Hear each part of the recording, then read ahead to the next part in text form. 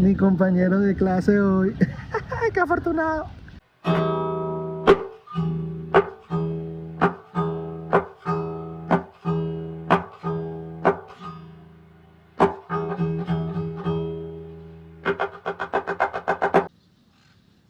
Yo siempre tengo varios libros a la vez que voy revisando.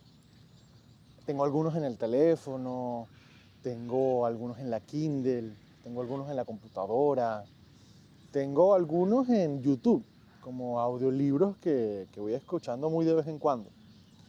Y esta es mi manera favorita de leer. Creo que hay libros que a veces quiero tomarme mi tiempo leyéndolos, pero que no necesariamente quiero estar leyendo un solo libro por 1, 2, 3 años, que a veces cuando uno está tardando mucho leyendo un libro, eso es lo que tarda. Entonces, no sé, creo que tal vez me agarré del escritor chileno, mexicano, español, Roberto Bolaño. Él tiene un libro que se llama Entre paréntesis, en donde él da como consejos para escritores. Y él dice que escribir los cuentos de uno a uno es un engaño. Que uno siempre tiene que escribir los cuentos como mínimo de 2 en 2. Si se puede, de 3 en 3. Si es posible, de 4 en 4. Y así sucesivamente, y creo que llega hasta de 6, de 8 en 8, ¿no? Que hay que escribir 8 cuentos a la vez, porque él dice que escribir un cuento a la vez es un engaño. A mí me pasa lo mismo con los libros. Siento que para la gran mayoría de las veces, leer un solo libro a la vez es un engaño. Quizás en algún momento, un mesecito, uno se obsesiona con un libro y solo lee ese indefinidamente, está bien. Pero uno siempre está leyendo otras cosas. Mi propuesta con tener varios libros a la vez es que qué pasa si dentro de ese acumulado de cosas que uno va leyendo, algunas de esas cosas también pueden ser otros libros. Entonces yo estoy contando esto porque muy recientemente estoy a punto de terminar un libro que llevo leyendo, creo yo, aproximadamente unos sólidos 3 años. Es un audiolibro, que es el audiolibro que escucho antes de dormir desde hace 3 años. Lo pongo, generalmente son escuchadas, que el audiolibro creo que dura en total como 7, 8 horas, un libro corto. Creo que cuando escucho ese libro, usualmente no eran escuchadas que tardaban más de 8 o 15 minutos. Y cada vez bueno, me quedaba dormido a mitad que lo estaba escuchando y me quitaba los audífonos y volvía a ponerlo, cuando volvía a querer escucharlo, tenía que retroceder 3, 2 minuticos antes para recorrer el sitio donde me había quedado. Eso pasó así hasta hace como un mes que estaba enfermo, tenía como gripe, tenía como fiebre, tenía como malestar, más que todo, era algo como difuso. Y tenía muchísimo sueño, me tiré a dormir, no podía dormir, se me quitó el sueño, estaba cansado, tenía malestar, pero estaba acostado en la cama, no podía dormir, ¿saben? Esas cosas fastidiosas que a uno le pasa. Y yo dije, bueno, me voy a escuchar mi librito, que ya este librito me pone a dormir sabroso, y lo escuché. Y estuve durante 1 hora y media seguida escuchando completo el audiolibro. Y durante esa 1 hora y media entendí muchísimas cosas, lo cual es muy raro, porque el libro que estaba leyendo era un libro de Jung, que se trata sobre los ovnis. El libro en inglés es Flying Saucers, About Things You See in the Sky, como platillos voladores, sobre cosas que se ven en el cielo, que es el libro en donde, ay mira, un patico nos está visitando, que es el libro donde Jung habla sobre lo que él considera, o cómo se entiende psicológicamente, lo que son los alienígenas. Ojo, los libros de Jung son muy complejos. Generalmente uno lee un libro de Jung, a menos que sea El hombre y sus símbolos, que suele ser el más básico de todos sus libros, y uno no lo entiende todo. ¿Okay? Uno entiende un poquito, casi. Oye, el patico se acaba de sentar al frente mío y me siento demasiado afortunado de que lo voy a tomar como mi estudiante de hoy. Ven acá, patito, vamos a aprender sobre los alienígenas, sobre Jung. Entonces, con los libros de Jung uno lee y uno no entiende casi nada.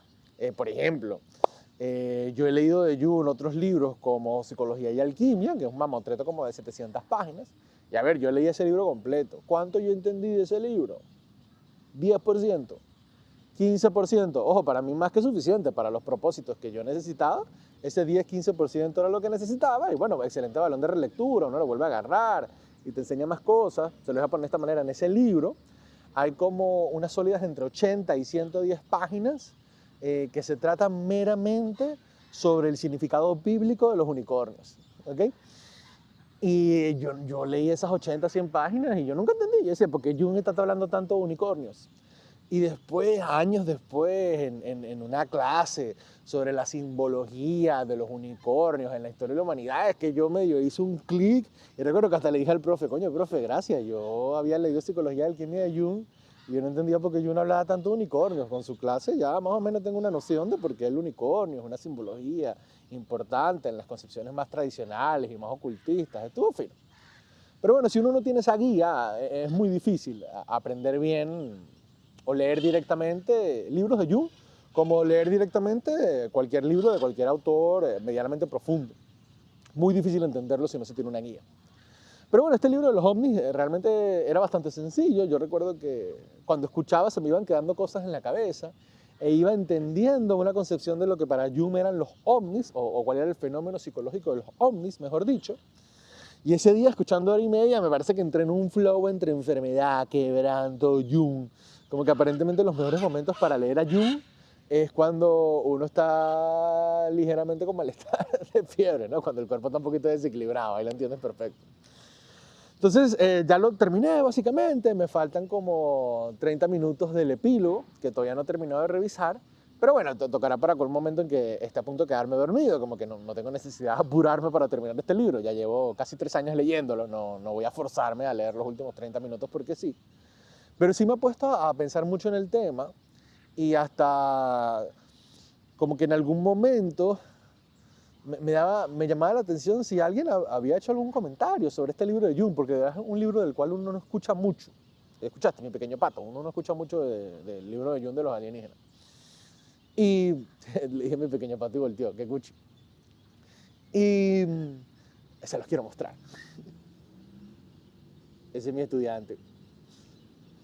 Entonces yo busqué en internet a ver qué charlas había al respecto.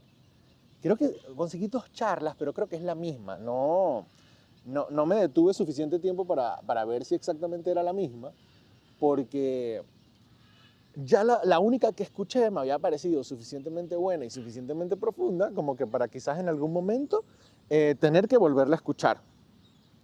Entonces escuché una charla como del año 59 de un tipo que se llama Manly P. Hall.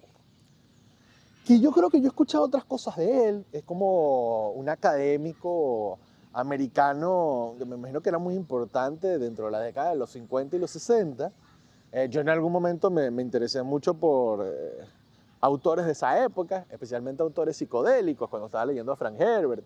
Entonces, escuchaba muchas charlas de Terence McKenna, que bueno, autores de esa época, ¿no? Como conferencistas que estaban muy activos en la movida intelectual norteamericana en el siglo XX, básicamente, ¿no? Entonces este tipo da esta charla sobre el libro de Jung, que me parece que tuvo ángulos interesantes y que aquí voy a poner sobre la mesa algunas concepciones sobre los alienígenas, tanto mías como cómo quedaron mis concepciones con respecto a la idea del alien o del platillo volador una vez que revisé ese libro de Jung y esta charla de cosas que se ven en el cielo de Manly P. Hall. Lo más interesante para mí del principio del libro de Jung tiene que ver con la idea de que nuestro propio organismo psíquico es propenso a inventar cosas ante el vacío. Se lo pongo de esta manera. En una época, los viajeros solitarios eran los marineros. ¿Qué eran los marineros? Gente que estaba horas en un mar viendo nada, absolutamente nada, siempre lo mismo, todos locos, sin mujer, pobres, alterados, porque estaban en una profesión que era rarísima. Imagínense estar en una época en la cual uno no tiene idea de lo que está pasando en el otro lado del mundo y uno tiene un hermano, un tío, un papá o hasta uno mismo decide, no, yo me voy a meter a marinero. Y que, ok, tú vas a estar en lo desconocido. Vas a estar en las aguas de lo que nada conoce, viendo nada, a lo que nadie ha visto, lo que no hay evidencia de nada, o por lo menos la gran mayoría de la gente no tiene evidencia. Coño, vale, la brisa me tumbó el teléfono. La gran mayoría de la gente no tiene evidencia de lo que pasa en el mar porque nunca ha ido. Entonces, ese tipo de marineros, cuando estaban en el mar y veían a lo lejos cualquier cosa, estamos hablando de un manatí, estamos hablando de una ballena, estamos hablando de un pulpo, estamos hablando de un pez, estamos hablando de un pájaro. Es decir, cuando estos marineros veían cualquier cosa, ¿cuáles eran los rumores que empezaban a salir? No, que es que existen sirenas. No, es que existen monstruos marinos. No, es que existen deidades en el agua. Hubo un momento en la historia de la humanidad en la que nosotros nos preguntábamos, ¿será que existen los animales en el mar? Y habían respuestas que eran axiomáticas. ¿Qué quiere decir una respuesta axiomática?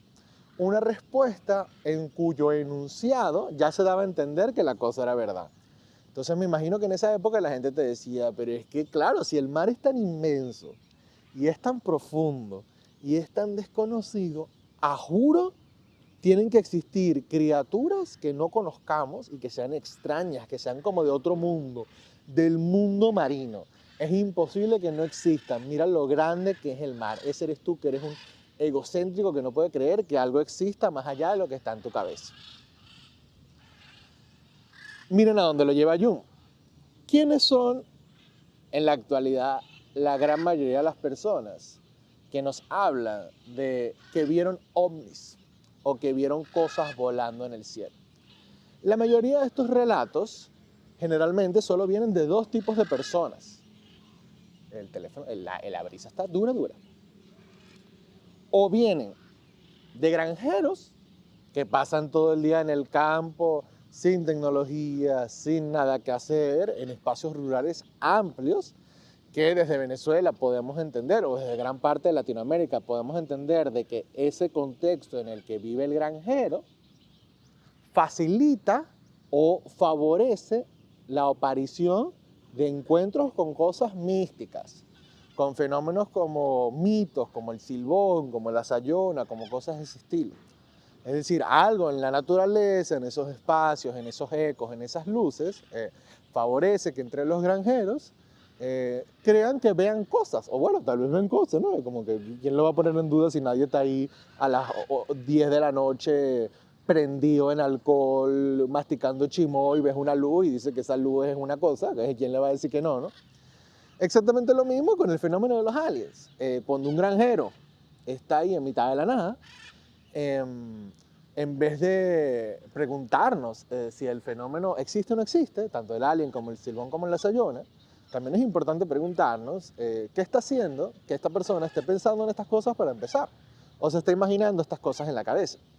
Fíjense que los últimos avistamientos de ovnis que han ocurrido como en las noticias en general, que bueno, son avistamientos con los cuales yo siempre he tenido mucho conflicto porque me parece que siempre son noticias muy amarillistas, muy caóticas, muy masivas, que después no llegan a absolutamente nada y se vuelve a repetir el ciclo constantemente. Fíjense que no ha habido ningún avistamiento de ovnis en el cual la cosa sea una noticia de verdad. Siempre es un evento, siempre es un amarillismo, siempre es una cosa, pero nunca es una noticia de verdad. Los últimos avistamientos, en ese mismo sentido, son de pilotos aéreos. Y fíjense este comentario que hace Jung específicamente de los pilotos. Él dice, mira hermano, ¿un piloto qué es? Un tipo que está en el cielo en mitad de la nada, donde no tiene ningún estímulo a su alrededor, donde no tiene ningún ruido a su alrededor, ningún compañero, nadie que le hable, nadie que lo saque de su propia cabeza, sino imagínense usted, está ahorita en el cielo, ahí, mirando así y lo que se ve es blanco o lo que se ve es azul. Y las únicas otras cosas que están alrededor suyo están dentro de la cabina del avión y son botones redondos con luces, switches que se prenden y se apagan, es decir, muchas cositas cuadradas, circulares, con luces, con aparaticos, con cosas de emergencia, con cliquiti, claquiti, cla, pantallitas, cosas de ese estilo. Y lo que Jung se pregunta es, probablemente esto no se deba a una ilusión óptica. Es decir, si yo estoy arriba en el cielo, media hora, 15 minutos, 45 minutos, como lo puede estar un marinero en el mar viendo al vacío, y a mi alrededor solo tengo botones rojos y amarillos y anaranjados que parpadean en luces, y yo estoy ahí un rato y veo el botón un rato y después miro al cielo, ¿acaso no es posible que lo que están viendo todos estos tipos en el cielo sean su propia ilusión óptica de que uno vio una luz y la proyecta en el vacío? Ese me parece uno de los argumentos más importantes para estimar el fenómeno de los aliens, que es lo mismo que pasaba con el fenómeno de los marineros. ¿En qué medida estas cosas que están viendo no es un fenómeno de la realidad, sino es un fenómeno de las cabezas de aquellos que pertenecen a ese tipo de negocios que implican muchas horas con el vacío y muchas horas sí, en el que la mente empieza a generar cosas y uno empieza a ver locura? Es decir, enciérrate tú solo en un cuarto sin ningún tipo de estímulo, sométete a la privación sensorial y vas a empezar a ver cosas. Eso es algo que pasa y algo que está bien medido. Entonces hay algo en lo que Jung añade que tiene que ver con el fenómeno de los ovnis geográficamente. Fíjense lo siguiente, los ovnis cuando aparecen, solo aparecen en Estados Unidos. Hay muy pocas otras partes en el mundo que tenga tantos avistamientos de, yo no sé si dijo zombie, ¿no? De ovnis, es lo que estoy hablando, que Estados Unidos. Entonces fíjense qué interesante el argumento de Jung ante ese fenómeno en Estados Unidos. Estados Unidos lleva décadas vendiéndose a sí mismo con muy buena propaganda política de que Estados Unidos es la tierra de las oportunidades. Estados Unidos es la tierra donde cualquier cosa puede pasar. Si algo nuevo, extravagante, que revolucione el mundo, tiene los orígenes en Estados Unidos. Y esto es algo a lo que en la charla Manly P. Hall añade, que él dice que además de esta propaganda estadounidense de que en Estados Unidos cualquier cosa pueda pasar, también tenemos que tomar en cuenta que tenemos ya unos sólidos 60 años de propaganda mitológica a través de los cómics que nos hablan de que de verdad existen alienígenas, que esos alienígenas viven alrededor de nosotros, que son más fuertes y que tenemos que convivir con ellos. Es decir, Superman, Linterna Verde, y para ustedes contar la cantidad de superhéroes que se han hecho populares a partir de la década de los 60, primero con los cómics, después con las primeras películas, después con el fenómeno de Marvel. Él dice, si ya tenemos una propaganda política que Estados Unidos es la tierra de las oportunidades y estamos bombardeados de películas que en todo momento nos dicen, hey, llegó un alienígena, pensabas que no era verdad, hay un alienígena, y tú estás viendo esas películas desde que tienes 10 años, y no solo las películas de superhéroes, estamos hablando de películas de alienígenas literal, E.T., Arrival, Independence Day, es decir, mírense la cantidad de películas a las que hemos estado expuestos desde niños, que nos hablan de que si va a haber un lugar donde existan los alienígenas, donde los alienígenas empiecen a llegar, o que eso es una certeza que tenemos que esperar, viene dado a partir de estas películas estadounidenses y estas películas que nos hablan de alienígenas. Cuando si nos ponemos en otro estadio, en otro momento de la historia de la humanidad, exactamente eso mismo pasaba con otros fenómenos. Por ejemplo, si usted era un griego, usted estaba bombardeado de que desde que era chiquito con cuentos de los dioses griegos, de los héroes griegos. Ese era su cuento, ese era su entretenimiento, ese era el folclore, esa era la mitología. Cuando usted era un niño en la antigua Grecia, usted no se preguntaba si los dioses eran reales o no. Porque usted dice, ¿cómo los dioses no van a ser reales si hay tal Olimpo que es gigantesco y tal cielo y hay todas unas cosas desconocidas que no sabemos? Yo no soy egocéntrico. Yo estimo que los dioses son reales, solo que no se han manifestado, solo que no han aparecido. Y se empiezan a desarrollar toda una serie de mecanismos para ver quiénes son los que son capaces de ver a los dioses, ¿no? Entonces los filósofos importantes, los religiosos importantes, los héroes importantes de la época se empiezan a convertir en el medio para lidiar entre los dioses griegos y uno. Fíjense cómo ese es un fenómeno que se ha repetido y que bueno, y que cuando esta gente hablaba de, uy, ¿qué pasa si los dioses griegos bajan a la tierra? Destrucción total, aniquilación, nos van a destruir. Eso que pasó en algún momento a través de la propaganda política estatal, de los mitos folclóricos del momento, también siguió pasando en la medida en que avanzó la historia de la humanidad con el fenómeno del dios más cristiano. El dios más cristiano, o Alá, el dios más musulmán, el dios más hindú. Fíjense que también empieza a ver esta cosa de hay una parte del mundo que es desconocido, el cielo, y ante ese desconocimiento del mundo, algo a juro tiene que existir.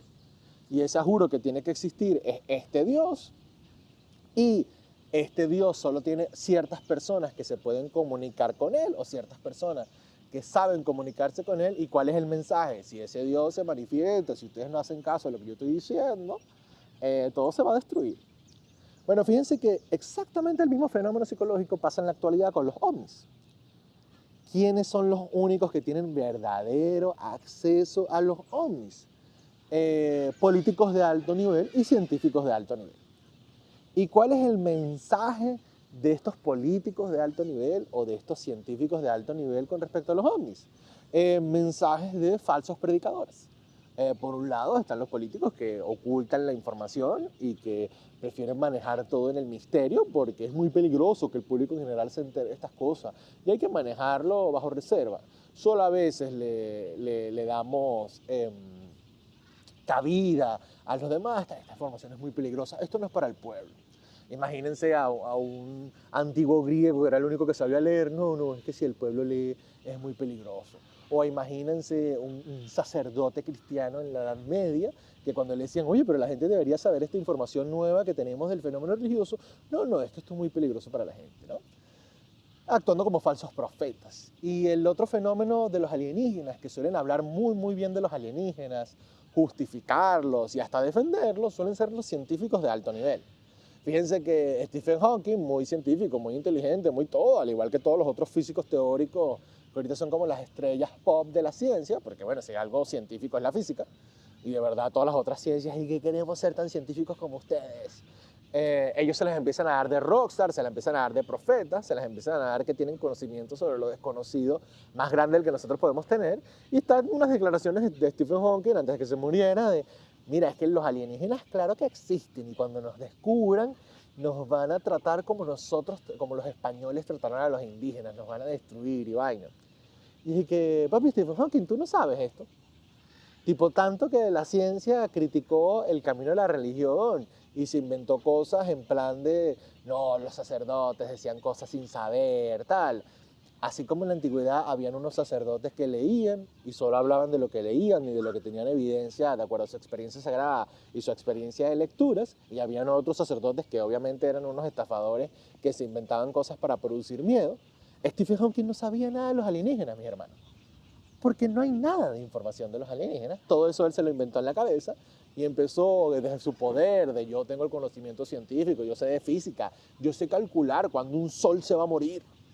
Así como un sacerdote en la antigüedad podía calcular, qué sé yo, cualquier cosa del aspecto sagrado, estos nuevos datos que se inventó la ciencia, porque bueno, son inventados, sí, tienen evidencia empírica, pero el nombre, la manera como se mide, todo eso lo inventaron ellos. Y van y te dicen, como yo sé medir la masa de un sol, yo te digo que los alienígenas existen y que nos van a matar a todos. ¿Cómo eso no es un falso profeta? ¿Cómo eso no es un falso profeta alimentado por la propaganda política que lo ha influenciado también a él desde que tiene 10 años y que le ha dicho que los alienígenas existen, que Superman existe? Es decir, vamos a preguntarnos qué hubiera pasado si todos los niños que crecieron viendo películas de Marvel y el multiverso de alienígenas y de otros planetas que gira alrededor de Marvel, en vez de haber crecido con el multiverso de Marvel, hubieran crecido con el multiverso de Jesucristo. Es decir, hay una película de Jesús que es el héroe principal, que es el Capitán América, y están los asociados, ¿no? San Pedro, no, mentira, Jesús es Iron Man. San Pedro sería Capitán América, Judas sería Scarlet Witch, Doctor Strange sería San Juan, y cada año te lanzas una película de cada uno, ¿no? Te lanzas Cristo 1, que es Cristo chiquito, tal, Herodes, los papás, la historia de origen. Después te lanzas una película de los Reyes Magos, el crossover. Después te lanzas una miniserie de 8 capítulos del Arcángel Gabriel. Después te lanzas una película por apóstol y construyes el multiverso de los apóstoles. Después te lanzas una película independiente, así trancada, oscura del diablo, donde la gente, wow, empatice con el diablo, tal, y después el diablo se enfrenta a nuestros héroes y pierden la primera partida, ¿sabes? Como las películas de Marvel, y que después de que el diablo gana, pasan 3 años, Y en esa película los 3 años son para representar los 3 días que tardó Cristo en nacer. Y hay una otra película de Cristo que es como el Endgame, y todo el mundo en el cine ha estado bombardeado de ese cine de Hollywood desde que tiene 5 años, y ahora todos tienen 25 y llevan 20 años de su vida viendo películas del multiverso cinematográfico católico. Esta gente no sería más propensa a creer que en cualquier momento Jesús va a bajar. Así como ahorita tenemos todos una propensión a creer que en cualquier momento los alienígenas van a aparecer. Estos argumentos siguen estando. Me parece que Jung en el libro también toca algunos otros fenómenos interesantes, que es, más que fenómeno interesante, a mí lo que me gusta más del libro es el ángulo. Jung se propone que la pregunta con respecto a los alienígenas no tiene que ser si los alienígenas existen o no existen, sino por qué carajo, en primer lugar, nosotros estamos pensando de que eso existe. Y de que, si eso existe, los alienígenas representan, en una manera muy humana de pensar, el ideal que le da al humano su aspecto más completo y complementario. Es decir, fíjense que cuando los alienígenas vienen en el imaginario popular, ¿qué vienen a completar? ¿Acaso no vienen siempre a completar algo que a los humanos les falta? Por lo menos nosotros creemos constantemente que los humanos, bueno, ahorita estamos en full guerra, ¿no? De que los humanos vamos a encontrar el camino de la iluminación cuando entendamos que la paz es el camino. Y de repente tenemos un poco películas de unos alienígenas que vienen en son de paz. ¡Wow! Estos alienígenas son la mejor parte de los humanos. O por ejemplo, nosotros creemos que los humanos van a autodestruirse hasta que no nos reconciliemos con la naturaleza. Es decir, los humanos están perdiendo su conexión con la naturaleza y eso nos va a destruir. ¡Pan! Hay todos unos alienígenas que son uno con la naturaleza, que nunca se separaron de la naturaleza, que son superiores porque están en contacto con la naturaleza. Vamos a seguir añadiendo cosas, ¿no? Hay toda una parte de la humanidad que piensa que en realidad la humanidad lo que tiene que ser es racional, que tiene que dejar a un lado las emociones, que las emociones son lo que destruyen todo.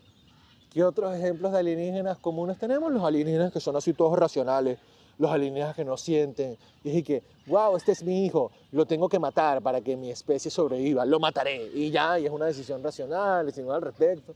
Y uno ve, wow, esos alienígenas sí son finos, son como la mejor parte de los humanos. O añadiendo otra cosa, ¿no? Hay algunos humanos que todavía piensan que el único ideal tiene que ver con el humano guerrero, el humano que caza. Es decir, los espartanos en una época que creían que todos los humanos y que el humano alcanzaba su ideal en la medida en que se convertía en un cazador más arrecho. Bueno, fíjense que también existen películas de eso, películas de depredador, unos aliens que se dedican a cazar. Nuevamente, ¿no? Está esta cosa de los humanos somos lo peor porque inventamos virus que nos pueden destruir a nosotros mismos, como pasó con lo que pasó. La película de Alien, que trata de unos humanos, unos alienígenas, que en el proceso de conseguir algo encontraron algo que se destruyeron todos a sí mismos. Y fíjense que así sucesivamente podemos seguir encontrando que cada vez que hablamos del fenómeno alienígena, nunca tiene que ver con un fenómeno ajeno a la humanidad o ajeno a la Tierra, sino que siempre tiene que ver con un fenómeno de características humanoides que para nosotros ese es el ideal de la humanidad. Y como somos incapaces de nosotros como humanos alcanzar nuestro propio camino de superación o de realización ante esa incapacidad de integrar psíquicamente nuestro potencial, ponemos en un alienígena eso. Por lo menos, fíjense, algo que pasó posterior a la Segunda Guerra Mundial fue la creación del Esperanto como lenguaje. ¿Qué era el Esperanto? Un lenguaje universal. Es decir, no es que en algunos sitios van a hablar inglés, en otros español, en otros francés, en otros en chino. La idea por Segunda Guerra Mundial es vamos a inventar un idioma que se llama el Esperanto para ver si nos dejamos de matar coñazo entre todos, para ver si mejoramos el problema de comunicación que tenemos y vaina. Eso no funcionó, obviamente, porque, bueno, cuando alguien gana una guerra, uno quiere imponer su cosa, y los estados que ganaron las guerras imponen las cosas. Imponen su cultura, imponen su idioma, imponen su versión de la historia. Fíjense cómo también tenemos historias de alienígenas que, como Arrival, que nos hablan de que, bueno, estos alienígenas son arrechos porque nos están dando un idioma. Es decir, los humanos no tenemos la capacidad de inventar un idioma universal, que sí lo tenemos. Necesitamos que un alienígena venga en forma de pulpo, porque fíjense, los alienígenas también todos tienen formas humanoides o formas que se parecen mucho a la concepción de la humanidad o del humano en la naturaleza. Son pulpos, son búhos, son bichos flaquitos altos. Es decir, tienen unas formas que nosotros podemos entender y que nosotros podemos hacer gestar.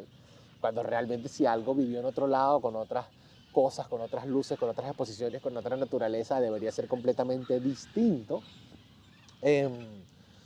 Me fui del tema que quería tocar en esta última frase, pero para añadir acá, fíjense que cuando ustedes ven la pintura o la literatura japonesa, que a nosotros nos parece tan extraña, tan de otro mundo, eso solo tiene sentido si ustedes ven cómo es la naturaleza en Asia. Si ustedes ven un documental de la naturaleza en Asia, qué clase de montañas tienen, qué clase de árboles tienen, qué clase de animales están en sus praderas, están en sus bosques, están en sus selvas, uno ve la forma de esos animales, los colores, las formas, el tumbado, y uno dice, ah, por eso es que esta gente pinta así. Y así como ellos deben ver nuestras pinturas, nuestra manera occidente de ver la realidad, y ellos dirán, porque esta gente pinta tan feo, y de repente ve nuestra naturaleza, ve nuestros árboles, ve nuestros animales, ve nuestros colores, y dice, ah, claro, esta gente creó a partir de esto. Cuando pensemos en alienígenas, ¿por qué le estamos dando a los alienígenas unas formas humanoides que se parecen a las cosas y a los elementos que ya tenemos en la Tierra? Cuando seguramente vendrán desde otro lugar, con otras intenciones, con otros momentos, con otras maneras de pensar. Y eso es lo que a mí me parece más interesante del ángulo de Jung con respecto al fenómeno alienígena, que es realmente en la medida, o sea, si todo sigue el ciclo que va, fíjense que al final la mitología griega desapareció e integramos a los dioses griegos, es decir, ya la gente dejó de creer que el sentimiento de guerra, el sentimiento de amor o el sentimiento dionisíaco eran cosas que los dioses nos ponían y decían, no, el que siente amor soy yo, no es que vino Eros y me echó un flechazo, el que está enamorado soy yo, o no, el que tiene ganas de entrar a la guerra soy yo, no es que vino Ares y me susurró al oído y que mata coñazo a tu novio, mátalo. Sino, y yo digo, ay, no, ¿qué me poseyó Ares? Sino digo, no, todo eso está dentro de mí. O por lo menos estas concepciones más clásicas del cristianismo, de que Dios está en el afuera y uno tiene que pedirle a Dios y Dios te va a dar, eso se está sustituyendo por el Dios que está dentro de uno.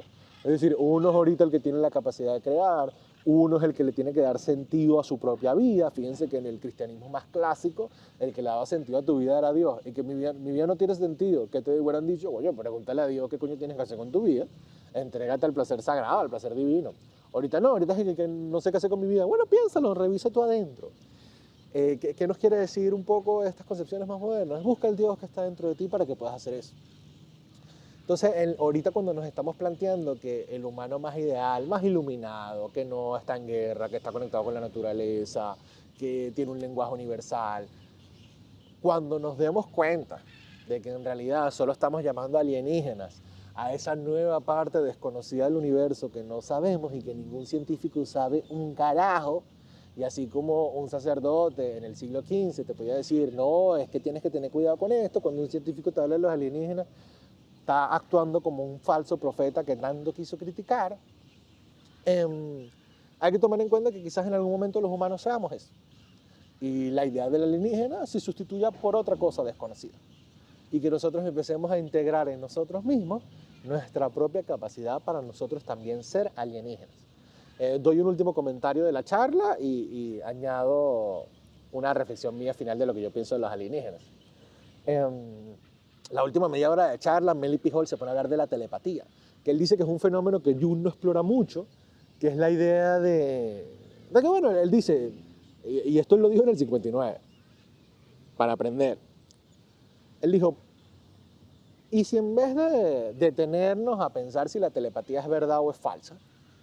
Porque uno conoce gente que es telepática, uno conoce gente que es súper sensible, que es capaz de captar imágenes, de captar cosas o de proyectar cosas en el otro. Uno ha conocido gente así, que eso es súper difícil de medir científicamente. Claro que es dificilísimo, pero eso no significa que uno no ha visto eso en la empiria. Él dice, ¿qué pasa si dejamos de preguntarnos si eso es verdad o no? Y empezamos a desarrollarlo. Porque él se plantea lo siguiente, él dice que ante la aparición, me dio risa este comentario paranoico ante las antenas, ¿no? Que quién sabe si no es verdad, ¿no? Él dice, ante la aparición de las antenas panorámicas, de los satélites, de todas esas cosas, él dice que esas son cosas que magnifican la proyección de imágenes en el mundo y de que en realidad todos los símbolos de los alienígenas siempre son símbolos elementales, cuadrados, círculos, es decir, son figuras elementales. Esas figuras elementales, se plantea Manly P. Hall, son las figuras que son más fáciles de transmitir telepáticamente. Y como esas son las figuras más fáciles de transmitir telepáticamente, es más probable que en la medida en que se inventen más antenas, la gente que es sensible telepática, le empiecen a venir imágenes en la cabeza perturbadoras que no tienen ningún tipo de forma. Toda esa parte de la charla de la telepatía fue muy trancada, yo la tengo que volver a escuchar una segunda vez porque esa parte sí estuvo ruda de entender. Pero ¿cuál es mi reflexión final con respecto a las alienígenas? O que yo siempre he pensado. Yo pienso que los alienígenas somos nosotros. ¿Ok? Pienso de que si en algún momento en la historia de la humanidad los humanos consiguen otro organismo vivo, tal vez no consciente, ¿no? Una espora, un pedazo de mata en una roca en no sé dónde, algún organismo que consuma energía y que bote un desperdicio, que eso es un organismo que está vivo, básicamente. Pienso que los alienígenas somos nosotros. Pienso que eso es muy poco probable, independientemente de que el universo sea infinito, pienso que la probabilidad de encontrar vida es muy poco probable, esa es mi opinión. Y pienso que si tal vez puede existir un momento, cuando estemos hablando de migración interespacial, cuando eso pase, quién sabe cuándo, ¿no? En 20.000 años, cuando estemos buscando otro planeta para vivir, o simplemente queremos mudarnos, puede haber un momento de falta de comunicación entre humanos y que nosotros nos consideremos unos a los otros como alienígenas, porque eso ya ha pasado. Tipo, cuando Cristóbal Colón llegó a América, bueno, esos indios eran unos bichos raros alienígenas. Bartolomé de las Casas nos tiene unas cartas en las que se pregunta, oye, mi Dios, dime algo, estos animales que yo estoy matando tienen alma. Porque si tienen alma yo voy a ir para el infierno. Ojalá que no. Como que el bicho se lo pregunta cuando mataban a los indígenas ahí mexicanos. El bicho que, ¿cuánta gente tendrá alma? ¿Cuántas veces en conflictos tipo de guerra civil, en guerras federales, guerras armadas parte de entrar en conflicto es deshumanizar al otro, decir que el otro no es un humano.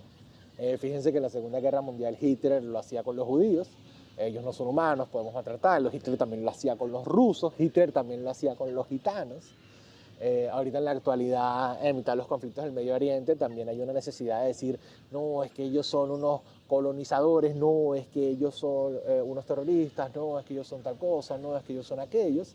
Entonces, realmente es como muy complejo mantener la humanidad entre humanos. Y ya hay un ejercicio de deshumanizar al otro para poder entrar en conflicto con él.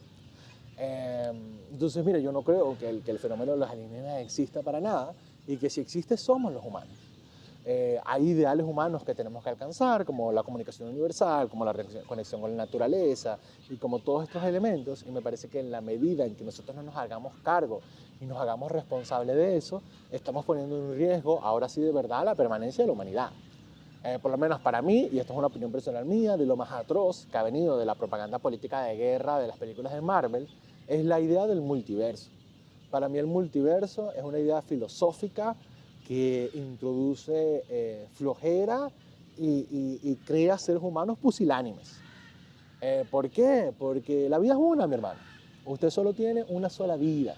Y si usted anda ahí dándose calmaditas, diciendo, ay, no, esto es que esto yo no lo hice, pero en otro multiverso alguien lo está haciendo por mí, o en otro multiverso alguien es más rico que yo, o existen otras vidas, entonces no importa lo que nosotros hagamos en esta vida, hay otras vidas donde nosotros estamos siendo exitosos. Tu vida es una. Responsabilízate de esa vida. Haz lo que tú quieras con esa vida. No hay evidencia del otro. Si tú quieres vivir tu vida con base a que lo otro existe, bueno, dedica tu vida a averiguar eso. Pero tenerlo como una suerte, garantía de que nada malo va a pasar, porque yo no me tengo que encargar de nada en mi vida, porque igual el mundo se va a acabar. Es decir, no, yo no tengo que hacer nada con mi vida porque igual los alienígenas nos van a invadir. ¿Cuál es la diferencia entre pensar eso y estar en la Edad Media y decir, no, yo no tengo que hacer nada con mi vida porque igual Dios va a venir y nos va a castigar a todos por pecadores? O estar en la antigua Grecia y decir, no, yo no tengo que hacer nada con mi vida porque a mí ningún Dios me ha bendecido, ni me ha llevado al Olimpo, ni Zeus se cogió a mi mamá para que yo fuera un semidios.